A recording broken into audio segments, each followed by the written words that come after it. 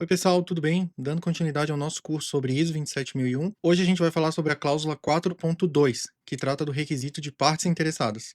Então vamos para a tela aí para dar início à nossa aula. Bom pessoal, então dando início aqui à nossa aula, a gente vai falar da cláusula 4.2, que trata do requisito de partes interessadas. Primeiro ponto então que a gente já trouxe ali nas outras aulas, essa é uma empresa fictícia, a Caminho 27 não existe, mas a ideia é que a gente passe por um processo real para entender como a gente certifica uma empresa a ISO 27001. O contexto na aula anterior ficou pronto. Basicamente, é uma exigência enterprise, atua na LGPD como operadora, operação 100% em nuvem, time enxuto. O capítulo anterior, que a gente gravou, tem ali a descrição certinho dessa parte de contexto. Hoje a gente inicia a cláusula 4.2, que é justamente a cláusula que trata aí de partes interessadas, que é o item 4.2. O que a norma exige, que é o que está aparecendo ali na tela? Identificar as partes interessadas relevantes, os requisitos dela e quais o SGSI, que é o Sistema de Gestão de Segurança da Informação, vai endereçar. Dito isso, a gente pode seguir então para entender o conceito. O que são partes interessadas? É todo mundo que exige algo relevante do SGSI. Para que a gente entenda, a gente tem que pensar quem exige e o que exige. Com os exemplos, eu acho que a gente vai poder entender um pouco melhor. Aqui eu trouxe alguns detalhes que vêm da própria cláusula. Ela diz quem é relevante, como que a gente define quem é relevante? São as pessoas que afetam ou são afetadas pelo sistema de gestão. Quais são pessoas que podem afetar o sistema de gestão? Sócios, investidores, clientes, fornecedores. Da mesma forma, pessoas que podem ser afetadas pelo sistema de gestão. Clientes, titulares, investidores, deixa eu pensar, autoridades legais como a própria ANPD, órgãos de fiscalização e assim por diante. Então essas são partes relevantes para o escopo do SGSI, que inclusive é o tema da próxima aula. E uma vez que a gente define quem é relevante, a gente tem que entender o que é cada uma delas exige. Qual é o requisito das partes interessadas? Por exemplo, os clientes, eles vão ter uma expectativa em relação ao, por exemplo, no caso da Caminho 27, em relação ao software. Eles vão querer que o software seja estável, que tenha segurança. Já os investidores, por outro lado, eles vão querer que o software dê retorno, que alcance novos mercados e assim por diante. É papel, quando a gente está definindo as partes interessadas, tanto definir quem é relevante, o que elas exigem, mas também o que o nosso sistema de gestão de segurança da informação vai atender. Então é por isso que a gente passa, logo depois do contexto, pela questão das partes interessadas, que é o próximo item. É importante também definir que o item C, quando a gente fala que vai atender algum requisito de uma parte interessada, significa que a gente vai cumprir com aquilo, então ele se torna um requisito auditável. Então, se eu declaro, por exemplo, que eu vou cumprir com um requisito técnico, vamos supor que tem uma resolução do setor financeiro que diga que eu tenho que fazer um pentest anualmente, e eu digo que vou cumprir aquilo, aquilo passa a ser auditável. Então, um auditor, quando for fazer a auditoria da ISO 27001, pode exigir que esse requisito ele seja devidamente implementado. De onde que vêm os requisitos? E acho que isso é um ponto interessante. Os requisitos podem vir de várias formas. Eles podem ser legais, então a LGPD, o Marco Civil da Internet, o Código Civil, o Código Penal, resoluções da área da saúde, resoluções da área financeira e assim por diante, são requisitos legais. Existem regulamentações regulamentares, que daí são normas específicas do setor, requisitos contratuais, que como o nome indica estão em cláusulas com cliente, fornecedores, parceiros e assim por diante. O requisito 4.2 não exige necessariamente um documento, mas é uma boa prática deixar isso documentado, porque o auditor vai querer isso como uma informação documentada. Então não precisa ser um documento à parte, ele não exige isso, mas isso tem que ser uma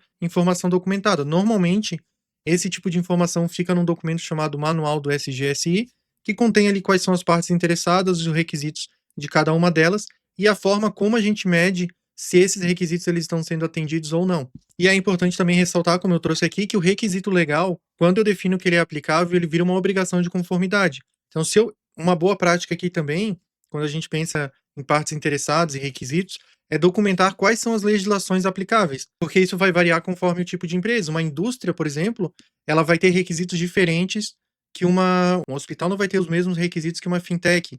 A Caminho 27, que é essa empresa fictícia aqui, vai ter algumas normas que serão aplicáveis, a LGPD, o Código Civil, dependendo de como ela organize a sua relação ali no seu modelo de negócio, até o Código de Defesa do Consumidor, a CLT eventualmente vai ser aplicável e assim por diante. E é importante que isso aqui seja uma documentação atualizada e que seja comunicada às pessoas responsáveis, para que dentro do SGSI ela já tenha essa visibilidade de quais são os controles legais que são aplicáveis, as obrigações legais que são aplicáveis e como elas devem se comportar para cumprir com os requisitos aplicáveis.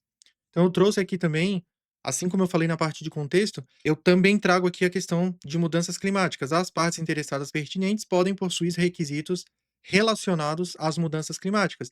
Então, por exemplo, se a temática ESG é relevante, isso pode ser um requisito da parte interessada. Então, assim como a gente fez lá no contexto, ponderar quando a gente for definir quais são as expectativas das partes interessadas, quais são os requisitos que elas têm em termos de mudanças climáticas, sustentabilidade e assim por diante. Seguindo aqui então, é importante que quando a gente for falar do tema 4.2, da cláusula 4.2, que a gente siga aqui esses 3 métodos. Primeiro, quem toca ou cobra algo da operação? A partir do momento que a gente faz esse mapeamento, a gente já vai identificar algumas partes possivelmente interessadas. Clientes, fornecedores, autoridades governamentais, titulares de dados, órgãos, investidores, eventualmente uma holding, se eu faço parte de um grupo e assim por diante. Uma vez que eu faço esse mapeamento inicial, eu faço um filtro. Ok, quem que eu vou manter aqui que realmente impacta diretamente o SGSI que eu estou querendo construir? Depois disso, eu registro quem que são essas partes, quais são os requisitos e como eu vou monitorar esses requisitos das partes interessadas. E aqui eu trouxe algum exemplo. Quem exige o quê? Clientes enterprise, no caso aqui da Caminho 27, eles estão exigindo uma certificação e cláusulas de segurança. Os titulares de dados estão pedindo privacidade e transparência. A ANPD, ela pede o quê? Conformidade com a LGPD. Já os sócios, por exemplo, eles pedem que os riscos estejam sob controle e que se tenha um roadmap, ou seja, uma trilha de atividades viva, atualizada, constante e assim por diante. Então aqui eu até trouxe esse exemplo, mas aqui é outra forma também de documentar. Então eu trouxe quem é a parte interessada, qual o requisito que ela espera e qual a fonte, de onde que eu tirei isso. Então, por exemplo, os clientes têm uma expectativa de disponibilidade de 99,7%. Onde que eu coloquei isso? Lá no meu acordo de nível de serviço, meu SLA. Todos os clientes eles esperam a confidencialidade. Por quê? Porque lá nos meus termos e condições eu coloquei que eu vou tratar as informações de forma confidencial. Aqui eu coloquei um cliente específico, por exemplo, que às vezes tem uma regra específica, a NPD e assim por diante. Então eu vou indicando quem são essas partes interessadas, de onde que eu tirei aqui essa expectativa de requisito e documento isso na prática para cumprir com o item 4.2. Importante que algumas coisas acabam passando em branco. Eu até listei aqui as coisas que quase ninguém lista. Colaboradores são uma parte interessada, então eles têm expectativas e eles são importantes de serem considerados, até porque são eles que vão dar vida ao SGSI. Então, possivelmente, eles têm expectativa, por exemplo, de que os dados deles sejam tratados de forma segura. Eles têm expectativas, por exemplo, em relação a investimentos de segurança. Eles têm expectativa de mão de obra especializada e assim por diante. Mas tem outros também que são igualmente importantes. Fornecedores críticos, eles têm expectativas. A própria certificadora, ela tem requisitos que ela busca verificar, que é o próprio cumprimento da ISO 27001. Eu trouxe um exemplo aqui, no caso de uma seguradora, ela vai ter expectativas e requisitos e ela se constitui como uma parte interessada importante para a SGSI. É sempre relevante a gente pensar de forma ampla para não passar em branco e isso não gerar uma não conformidade lá no momento da auditoria. E como que a gente evidencia, né, já que a gente está comentando de auditoria, na prática isso? Basicamente, a gente pode fazer um mapa que mostra quem que está exigindo o quê, que até aquela tela que a gente mostrou ali com uma tabelinha já seria suficiente. Um levantamento dos requisitos legais e contratuais, a quais legislações eu estou submetido, a quais requisitos contratuais. E claro, como eu falei já nas aulas anteriores, mas isso vai se aplicar para as próximas, revisão periódica, garantir que essa documentação esteja atualizada, porque de nada adianta eu ter tudo isso aqui feito se é um negócio que já não reflete mais a realidade da empresa. Então é sempre importante ter isso atualizado, até porque quando a gente for passar pela auditoria, o que que o auditor vai investigar? Se a empresa de fato determinou quem que é relevante com base na realidade, da empresa, se ela elencou quais são os requisitos relevantes que efetivamente impactam a segurança da informação, se isso foi analisado quando a gente vai lidar lá com o escopo e com os riscos e não foi só um documento para inglês ver, se essa documentação está atualizada, ou seja, se isso foi examinado com uma certa recorrência e está completo e atualizado, são alguns pontos que o auditor vai investigar. E assim como eu falei na aula anterior, é melhor a gente colocar algo que a direção assina, que a alta direção está envolvida, que ela está ciente, do que eventualmente a gente colocar um documento muito extenso que não reflete ali a realidade da empresa e acaba não tendo o devido controle, que lá na frente isso pode gerar uma não conformidade. Então, erros aqui que eu mais encontro tem essa lista de figurante, ou seja, partes interessadas que não são partes interessadas, que elas não exigem nada e não afetam o SGSI de nenhuma forma. Requisitos sem fonte, ou seja, eu tirei aquilo de uma expectativa irreal que ninguém tinha esse tipo de controle. Aqui eu coloquei como mapa órfão, mas é o quê? Eu criar o documento, tenho ali o mapa das partes interessadas e eu não levo isso em consideração para nada. São alguns erros que eu encontro bastante. Porque esse mapa aqui de partes interessadas e as expectativas e requisitos que eles têm, ele tem que alimentar o escopo. Ok, eu tenho aqui a lista das partes interessadas, é com base nisso que eu vou entender, tá, qual que é o escopo do SGSI. Porque imagina que no caso da Caminho 27, que todos os requisitos, principalmente de clientes, autoridades certificadoras, perdão, organismos certificadores, autoridades legais e assim por diante, o foco é no licenciamento do software. E eu vou lá e coloco, por exemplo, que o escopo do SGSI é só o RH, né, para trazer um exemplo aqui bem extremo. Faz sentido isso, de acordo com as expectativas e necessidades que os clientes têm, eu fazer só uma certificação voltada ao serviço prestado, aos processos da área de RH? Não faz sentido. E daí eu vou construir todo o meu escopo, todos os meus riscos, com base em algo que não faz sentido.